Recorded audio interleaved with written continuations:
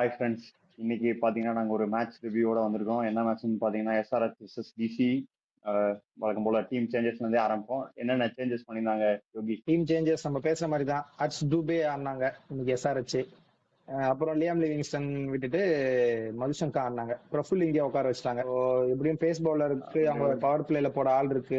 மதுசங்கா வந்தனால இங்கே உட்கார வச்சிட்டாங்கன்னு நினைக்கிறேன். ஆமா, அவங்க ரெண்டுமே இவர் ரைட் ஆர்ம் பவுலரு ஸ்விங் பண்ணுவாரு, அவர் லெஃப்ட் ஆர்மும் ஸ்விங் பண்ணுவாரு. ஸ்விங் பண்ற பவுலர் ஒரு ஆள் வேணும்ன்றதுக்காண்டி அவங்க போன மேட்ச்மே அவங்களோட பிளான் அதுவா தான் இருந்தது. பட் எதுக்கு லிவிங்ஸ்டனை உள்ள எடுத்து விடுனாங்கன்னு தெரியல. ஹர்ஷ் தூபே வந்து இன்னைக்கு லிவிங்ஸ்டன் பதிலாகவும் அந்த அந்த ரெண்டு சேஞ்ச் பண்ணிட்டாங்க. டெல்லி வந்து நிதிஷ் ராணாவை திரும்ப எடுத்துட்டு வந்திருக்காங்க. அவங்க எடுத்துட்டு வந்து ரெண்டு எனக்கு தெரியல அது ஏன் சேஞ்ச். நிதிஷ் ராணா உள்ள வந்துட்டு உங்களுக்கு ஆக்யூப் நபி வேற வெளியே அமிச்சிட்டாங்க. முன்னாடி 6 பவுலிங் ஆப்ஷன்ஸ் வச்சிருந்தாங்க. இப்போ 6th பவுலிங் ஆப்ஷனா நிதிஷ் ராணா வாடி அவர் 4 ஓவர் போடுறாரு. அக்ஷர் பட்டேலோ குல்தீப் யாதவும் போட மாட்டாங்க 4 ஓவர். அது என்ன எனக்கு புரியல. எனக்கு ரொம்ப கொஸ்டின் மார்க் இருக்கு இன்னைக்கு. Left hand batsman left arm spinner போடக்கூடாது, ரைட் ஆர்ம் ஆஃப் ஸ்பின்னர் வேணும்ட்டு நிதிஷ் ராணா எடுத்துட்டு வந்து ஒரு ஓவர் நீட்டா போட்டாரு. ஆக்சுவலா ஒரு ஓவர் நல்லா போட்டாரு. அவர் அங்கேயே நிறுத்திட்டு பவர் பிளே முடிஞ்சதுக்கு அப்புறம் வேணா ட்ரை பண்ணிருக்கலாம். பவர் பிளேயோட கடைசி ஓவர் கொடுத்து 6 பொழந்து எடுத்துட்டாங்க. பவர் பிளே கடைசி ஓவரா 5வது ஓவரா 2வது ஓவர் போட்டாரு. அதான் அதுல போட்டு 3 6 4 6 அடிச்சிட்டாங்க அந்த ஓவர்ல. மறுபடியும் வாங்க ஸ்ரவன், மறுபடியும் சொல்லுங்க நீங்க. மறுபடியும் 3வது ஓவரும் நல்லா போட்டாரு. ஆனா திருப்பி கடைசி ஓவர் அடி வாங்கினார். அது வரும், ஸ்டெப் பை ஸ்டெப்பா போவோம். லைன் அப் இதுதான். கருண் நாயர் எதுக்கு போன மேட்ச் ஆடினாங்கன்னே தெரியல. திருப்பி இந்த மேட்ச் டிராப் பண்ணிட்டு ஆஸ் யூஷுவல் நிதிஷ் ராணா கொண்டு வந்துட்டாங்க. அப்புறம் ஆகிப் நபி உட்கார வச்சுட்டு திருப்பி அஷ்டோக் சர்மாக்கே வந்துட்டாங்க. ஸோ 5 பவுலிங் ஆப்ஷன்ஸ் வச்சு தான் போனாங்க. 6th பவுலர் நிதிஷ் ராணாவா வச்சு. அதுதான் இன்னைக்கு டிசியோட. உனக்கு குல்தீப் யாதவ் அடி வாங்கினதுனால நிதிஷ் ராணாக்கு 4 ஓவர் கொடுத்தாங்க. இல்லாட்டி குல்தீப் யாதவ் இன்னொரு போட்டிருப்பாங்கன்னு நினைக்கிறேன். நான் இது வரேன், அதை பத்தி நம்ம தெளிவா வருவோம். ஃபர்ஸ்ட் முதல்ல போவோம். அதான் நம்ம நேத்து சொன்ன மெயின் ஒரு பாயிண்ட் என்னன்னா, நம்ம எஸ்ஆர்ஹெச்சோட பவர் பிளே பேட்டிங்க பிரேக் பண்ற அளவுக்கு டிசி கிட்ட பவுலிங் இல்லைன்றதான் நம்ம நேத்து பேசின காரணமே. நம்ம மெயினா நேத்து வீடியோல பேசினவங்க எல்லாம் எஸ்ஆர்ஹெச் சைடு ஏன் போனோம்னா, கண்டிப்பா இவங்க பவர் பிளேல அவங்கள ஓவர் பேட் பண்ணிடுவாங்கன்றது தெரிஞ்சதுதான். அதை பிரேக் பண்றதுக்கு இவங்க ஏதாவது பண்ணுவாங்கன்னு பார்த்தா அதுக்கு இன்னும் சாதகமா நடக்கிறதுக்கு தான் நிறைய விஷயம் பண்ணாங்க. நீங்க அடிங்கன்ற மாதிரி ஆடினாங்க. இன்னைக்கு முகேஷ் குமாருமே இன்னைக்கு கொஞ்சம் லென்த் எல்லாம் மிஸ் பண்ணி தான் போட்டுட்டு இருந்தாரு. அதுவுமே அவங்க பிரச்சனை. எனக்கு தெரிஞ்சு நபியே ஆடிக்கலாம். அவங்க பவர் பிளே பவுலிங் ஸ்ட்ரென்தன் பண்ற மாதிரி நபியே ஆடிக்கலாம். ஏன் மாத்துறாங்கன்னு தெரியல. சரி, மாத்தி விப்ராஜ் நிகாம எடுத்துட்டு வருவாங்க பார்த்தா இது ஒரு மாதிரி டிராஸ்டிக் சேஞ்ச். சம்பந்தமே இல்லாம நிதிஷ் ராணாவே 11ல போட்டு சமீர் 11ல போட்டு. என் பாயிண்ட் என்னன்னா, நீங்க ஸ்பின்னர்ன்றதுக்காக ஸ்பெசிபிக்கலி ஆடுறீங்க குல்தீப்புக்குன்னு ஒரு லெவல் இருக்கு, ஒரு கிளாஸ் இருக்கு. நீங்க 4 ஓவர் நிதிஷ் ராணா கொடுத்து போட வைக்கிறது, அந்த 4 ஓவர் குல்தீப் அடி வாங்கிட்டோன்னு போட வச்சிருக்கலாம். 4 ஓவர் 55 நிதிஷ் ராணா கொடுத்தாரு. குல்தீப் 4 ஓவர் 55 கொடுத்தா என்ன பெரிய டிஃபரன்ஸ் இல்லையா உங்களுக்கு?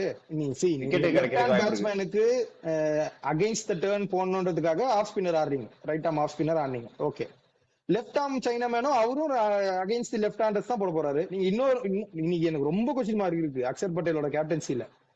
நம்ம நேத்து பேசணும் அக்ஷர் பட்டேல் வர்சஸ் அபிஷேக் சர்மா மேட்ச பத்தி. ஆனா அக்ஷர் பட்டேல் போடவே இல்லை. அபிஷேக்கு போட்டதே 2 ஓவர் தான்.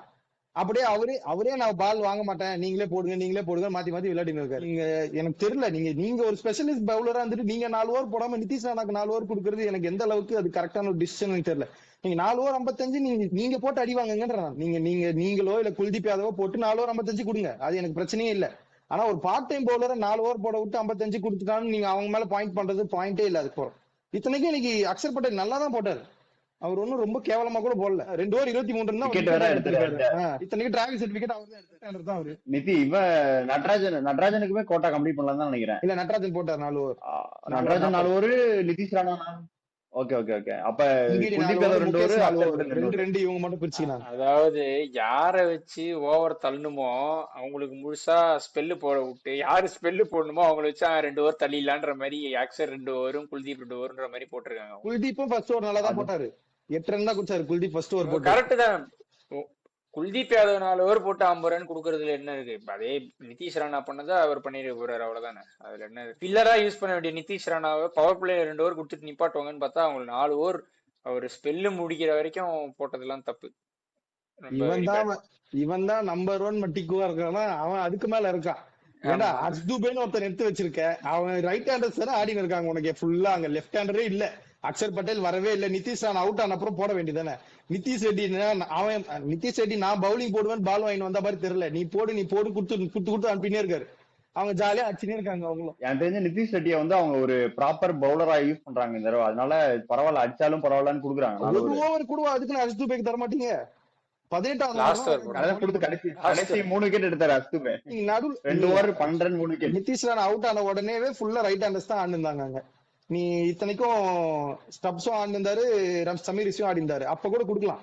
நீங்க அவர் ரொம்ப டிஃபென்சிவா போடுவாரு, நீங்க நினைக்கிற அளவுக்கு இல்ல. பெரிய லெஃப்ட் ஹேண்ட் ஸ்பின்னர் அந்த டைம்ல வானான்னு யோசிக்கிற அளவுக்குலாம் இல்ல. டிஃபென்சிவாவே போடுவார், சூப்பரா ரன் கண்டெயின் பண்ணுவாரு. அவரு இந்த மணிமாறன் சித்தார்த்ல ரன் நல்லாவே கண்டெயின் பண்ணுவாங்க நீங்க கொடுத்தீங்கன்னா. அவரு ஆனா அந்த அந்த அந்த பண்ட் யூஸ் பண்றாரு பாத்தீங்களா, நீங்க சிஎஸ்கேக்கு எதிர்க்காகவும் அது இஷான் கிஷன் யூஸ் பண்ணாரு. அந்த ஸ்பின்னரை கையில வச்சுக்கிட்டே நீங்க அந்த ஸ்பின்னர் ஓவர் வரும் வெயிட் பண்ணி வச்சு உங்களை லென்த் கேம் டிராக் பண்றாரு. நீங்க இங்க பாத்தீங்கன்னு வச்சுக்கோங்க, 14 ஓவர்ஸ் ஆயிடுச்சு, 15 ஓவர்ஸ் ஆயிடுச்சு, லாஸ்ட் 5 ஓவர்ஸ் இருக்கு. ஐ திங்க் ஆமா 6 ஓவர் இருக்கு, லாஸ்ட் 6 ஓவர் இல்ல ஆமா 6 ஓவர், மலிங்காக்கு 2 ஓவர், சகிப் ஹசனுக்கு 2 ஓவர், இவருக்கு 1 சிவாங்க 2 ஓவர் போட், அந்த சிவாங்க 2 ஓவர் மாதிரி இருந்தது. 14th ஓவர் சகிப் போட்டாரு, 15th ஓவர் மலிங்கா போட்டாரு. திருப்பி அது ரொட்டேட் பண்ணி அழகா அந்த டைம்ல விக்கெட்டும் வந்துச்சு. ஸ்டப்ஸ் ஏன்னா இவங்களுக்கு ரொம்ப ரன் அதிகம், சிஎஸ்கே மேட்ச் மாதிரி இல்ல, இவங்க எல்லா ஓவரும் அட்டாக் பண்ணி தான் வேற வழியே இல்லை இவங்களுக்கு. ஸ்டப்ஸ் விக்கெட் எடுத்துட்டாரு அழகா, அதுக்கப்புறம் பிரஷரே இல்லை இவங்களுக்கு, ஸ்பின்னர் ஜாலியா போட்டுக்கலாம் கடைசியில. அந்த இந்த இது யூஸ் பண்றாரு கேம் கரெக்டா. அந்த அப்படி யூஸ் பண்ணி அஸ்துபேக்கு 3 விக்கெட் வர வந்துருச்சு.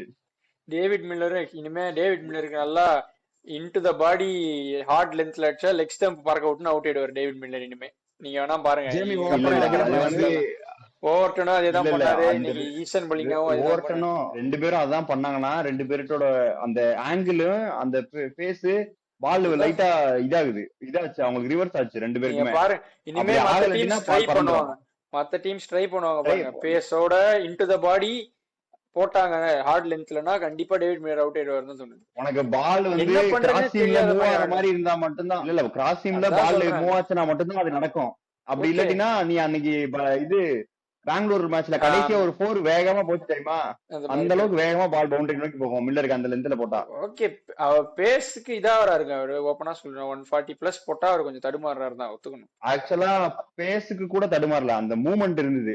இந்த பால்லயுமே அந்த ரிவர்சிங் இருந்தது. அந்த ஆக்சுவலா ஈசான் மலிங்கா வந்து ஒரு மாதிரி பால ஒரு மாதிரி கிராஸா புடிச்சு போடுறாரு.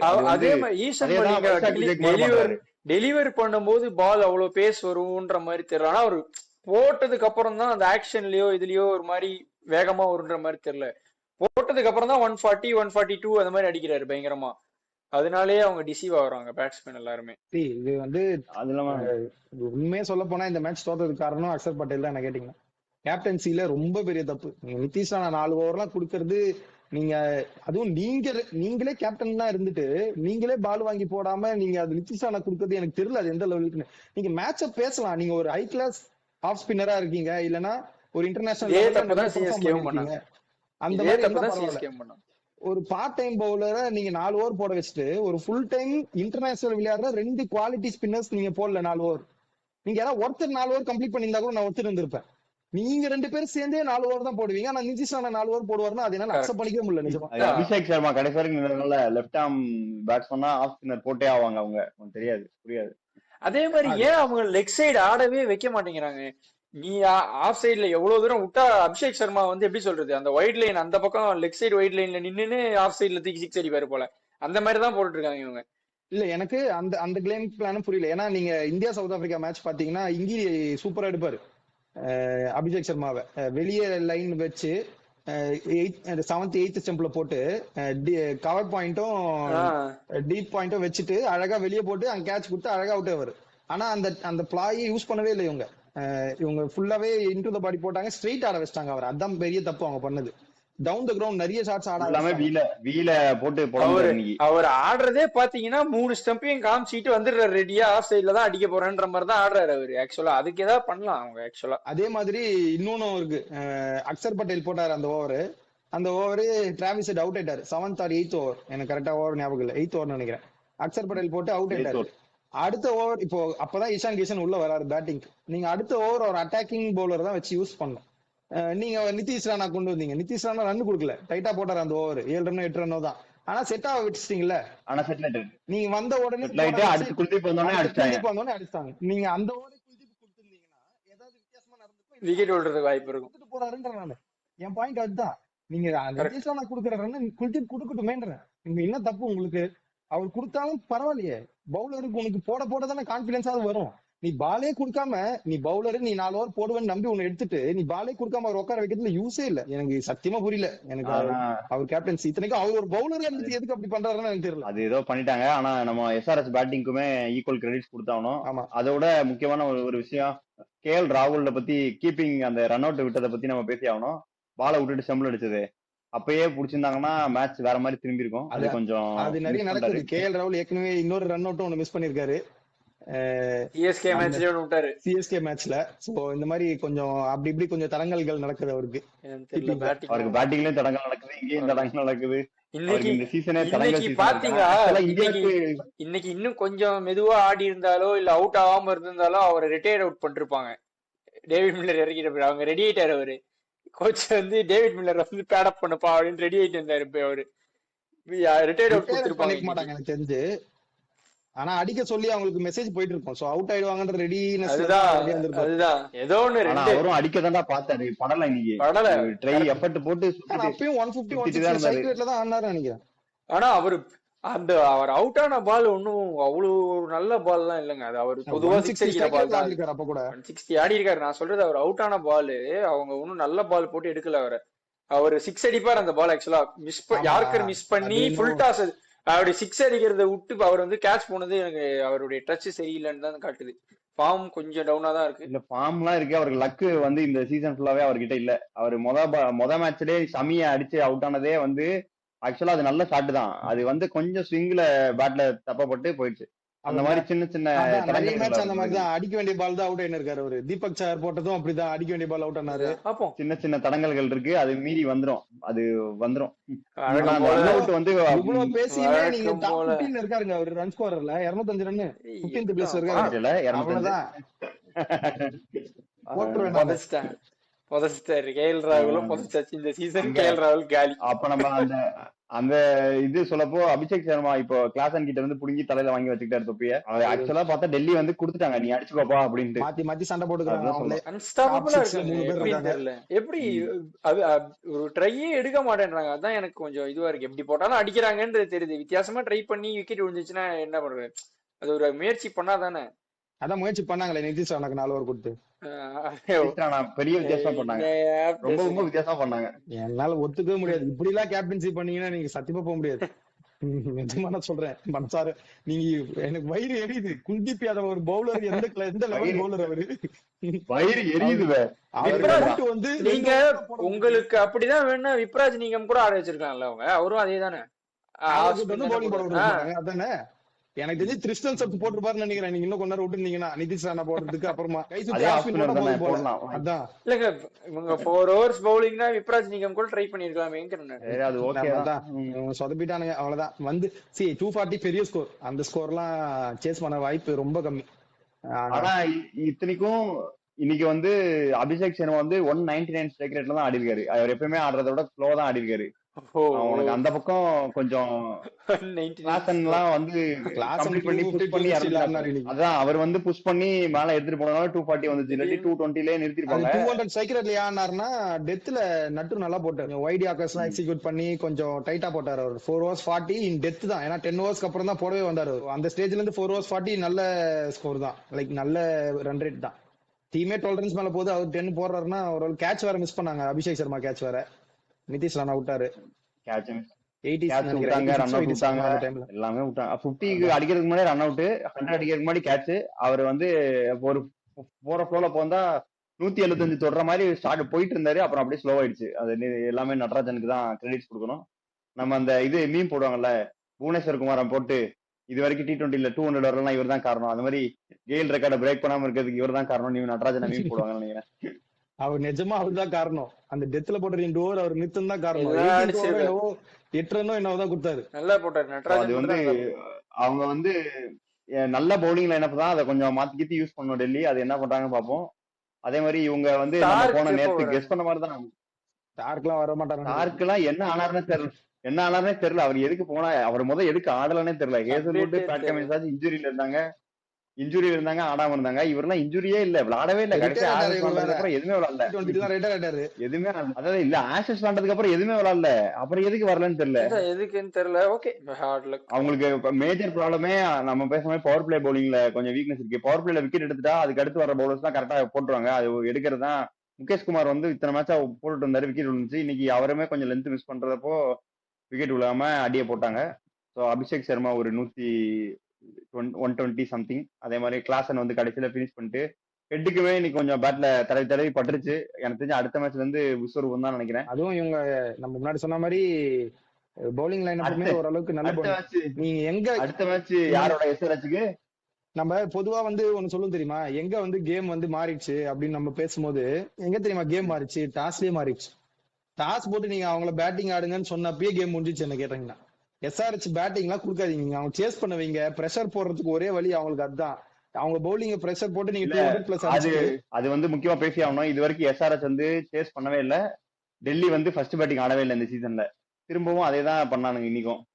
எஸ்ஆர்எச்சோட வின்னிங் ஃபார்முலாக்கு வந்து இவங்க ஆக்சுவலா டெல்லிக்குமே அதான் ஒர்க் ஆயிருக்கு, சேஸ் பண்றதா ஒர்க் ஆயிருக்கு. இன்னைக்கு பவுலிங் கிளிக் ஆகாததுனால அவங்களுக்கு கொஞ்சம் இதாயிடுச்சு. இல்ல நீங்க 200+ அடிச்சுட்டு உங்க ஓபனர் யாராவது ஒருத்தர் பிரஷர்ல தூக்கி இருந்தீங்கன்னா கிளாசன் மட்டும்தான் உங்களுக்கு மிடில் ஆர்டர்ல பட்டிருக்கு. சோ நீங்க இன்னும் பிரஷர் நல்லா போட்டுக்கலாம். இல்ல இல்ல இஷான் கிஷனுக்குமே கீழே சொல்றேன், middle order wise lower middle order wise சொல்றேன். சோ அவங்க யாராவது ஒருத்தர் நீங்க மேல தூக்கி இருந்தீங்கனாலே பிரஷர் போட்டுக்க முடியும். நீங்க ஜெயிக்க ஒரே சான்ஸ் அதுதான். நீங்க எஸ்ஆர்ஹெச்சுக்கு அவங்களோட ஸ்ட்ரென்த்துக்கு கையில தூக்கி கொடுத்துட்டீங்க, நீங்க பேட்டிங் ஆடுங்கன்னு. அவங்க முடிச்சு விட்டு போயிட்டாங்க ஃபர்ஸ்ட் இன்னிங்ஸ்ல மேட்ச். சோ அது டாஸ்லயே தெரிஞ்சிச்சு கிளீனா. அப்புறம் நிறைய கேப்டன்சி மிஸ், டிஸ்டன்ஸ் எல்லாம் ரொம்ப தப்பா நடந்து என்னென்னமோ ஃபீல்டிங்ல விட்டது எல்லாமே சேர்த்து வச்சு கடைசியில எஸ்ஆர்ஹெச் ஜெயிச்சிருச்சு. அவங்க பேட்டிங்லயுமே வந்து 10 நிஷங்கா வந்து ஸ்டார்ட் பண்றாரு, ஆரம்பிச்ச வேகத்திலே அப்படியே போயிடாரு. அவங்க வந்து இன்னும் அபிஷேக் பொரேல், பிருத்வி ஷா எல்லாம் வெளியே வச்சிருக்காங்க. மாத்துவாங்களா என்னன்னு தெரியல. ஏன்னா மாத்துவாங்க அவங்க ஒரு 5-6 மேட்ச் கொடுத்துட்டாங்க.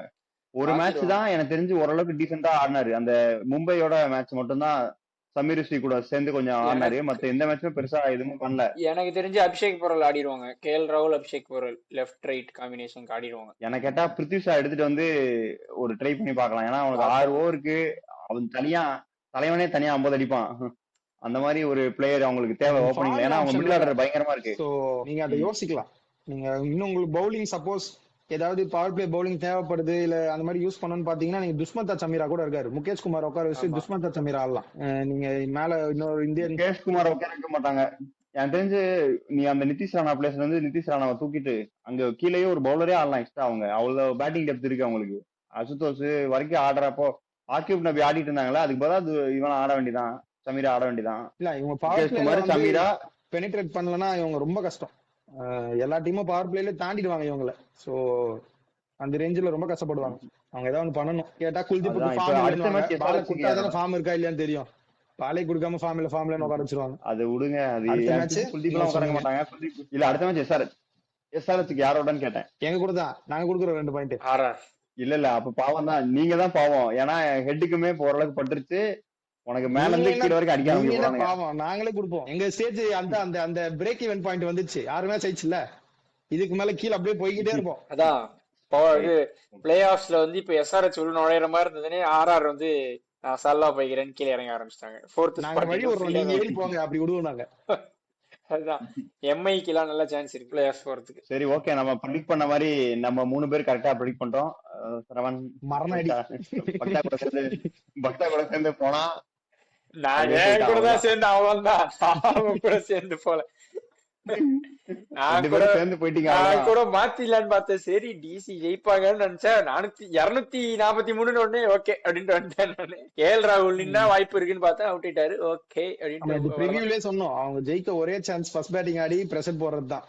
நீங்க டாஸ் வின் பண்ணி எப்போ பவுலிங் சொன்னீங்க எனக்கு அப்பயே தெரிஞ்சிச்சு. நான் ஆபீஸ்ல இருந்து வரும்போதே தெரிஞ்சிச்சு. வெங்கட் சொல்லிட்டு வந்தேன், ஓகே இந்த மேட்ச் நம்மளுக்கு இன்னொரு பாயிண்ட் கிடைச்சிருச்சு அப்படின்னு. ஆன் திஸ் நோட் நம்ம வந்து ஆன் திஸ் ஹாப்பி நோட்ல நாங்க வந்துட்டு அடுத்து இன்னொரு மேட்ச் ரிவ்யூல உங்களை சந்திக்கிறோம்.